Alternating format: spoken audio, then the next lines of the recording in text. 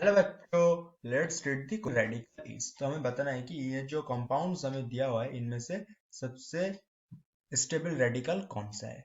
तो पहला जो कंपाउंड दिया उससे हम शुरू करते हैं। तो पहला कंपाउंड हमें दिया हुआ है कुछ इस तरीके का। यहाँ पे फ्री रेडिकल दिया हुआ है और यहाँ पे CH3। तो इस फ्री रेडिकल को अगर हम कंसिडर करें तो हम देख पाएंगे पाई सिग्नल, मतलब यहाँ पे रेजोनेंस हो रहा है। रेजोनेंस एक बहुत ज्यादा स्टेबल होता है। ये रेजोनेंस जिस कंपाउंड में होता है वो कंपाउंड बहुत ज्यादा स्टेबल होता है। और रेजोनेंस के साथ साथ अगर हम देख पाएंगे यहाँ पे ये जो एडजेसेंट कार्बन दिख रहा है, ये एक एडजेसेंट कार्बन है, ये एक एडजेसेंट कार्बन है इस फ्री रेडिकल के बगल में। तो ये हाइपर कंजुगेशन होगा। हाइपर कंजुगेशन क्या होता है? सिग्मा इलेक्ट्रॉन का डिलिपोलाइजेशन होता है। तो यहाँ पे ये कार्बन के साथ जितना हाइड्रोजन लिंक हुआ है वही अल्फा हाइड्रोजन होगा। तो यहाँ पे हम देख पाएंगे यहाँ पे 2 हाइड्रोजन हो जाएगा और यहाँ पे 3 है। Resonance plus 5 alpha hydrogen. उसके बाद अगर हम देखें बी बड़ा कंपाउंड में, तो यहाँ पे हम देखेंगे पाई सिग्मा सिग्मा फिर फ्री रेडिकल। तो यहाँ पे कुछ भी रिजोनेंस यहाँ पे नहीं हो पाएगा। लेकिन अगर हम देखें फ्री रेडिकल के स्टेबिलिटी को हाइपर कंजुगेशन के साथ, तो हम देख पाएंगे इसके एडजेसेंट में ये जो कार्बन है यहाँ पे एक हाइड्रोजन अवेलेबल है। तो यहाँ पे क्या है? बस एक अल्फा हाइड्रोजन है। उसके बाद हमें जो कंपाउंड दिया हुआ है उसको हम यहाँ पे लिख रहे हैं CH2 डबल बॉन्ड CH फिर CH2। यहाँ पे हमें फ्री रेडिकल दिया हुआ है।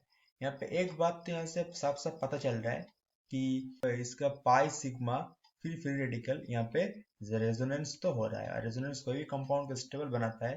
लेकिन अगर हम कंपेयर करें कि यहाँ पे हाइपर कंजुगेशन भी हो रहा है कि नहीं, तो हम देख पाएंगे इसके एडजेसेंट जो कार्बन में डबल बॉन्ड है और ये जो कार्बन है ये sp2 कार्बन है। लेकिन जो जहाँ पे हम देखते हैं कि resonance occur sorry hyper conjugation जिस कार्बन पे एक्ट करता है उस कार्बन का जो हाइब्रिडेशन होता है वो sp3 होता है। तो यहाँ पे नो जीरो अल्फा हाइड्रोजन होगा क्योंकि ये जो कार्बन है ये sp2 है। यहाँ पे कोई भी हाइपर कंजुगेशन नहीं हो पाएगा।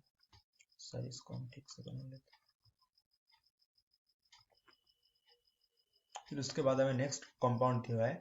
हमें यहाँ पे अनसैचुरेटेड कार्बन दिख रहा है और अनसैचुरेटेड कार्बन पे अगर कोई भी फ्री रेडिकल हमें पता है कि कार्बोकैटायन की तरह एक्ट करता है, तो ये जो होगा सबसे लीस्ट स्टेबल हो जाएगा। यहाँ पे लीस्ट स्टेबल क्योंकि फ्री रेडिकल जो होता है ये अनसैचुरेटेड कार्बन पे बहुत ही कम स्टेबल हो पाता है। फिर अगर हम देखें कंपेयर करें तो इन दोनों में रेजोनेंस ऑकर हो रहा था और इन दोनों में से भी यहाँ पे 0 अल्फा हाइड्रोजन था, यहाँ पे 5 अल्फा हाइड्रोजन है। तो सबसे मोस्ट स्टेबल रेडिकल कौन सा हो जाएगा? ए जो ऑप्शन होगा इस क्वेश्चन का करेक्ट आंसर हो जाएगा। I hope you understood it well. All the best.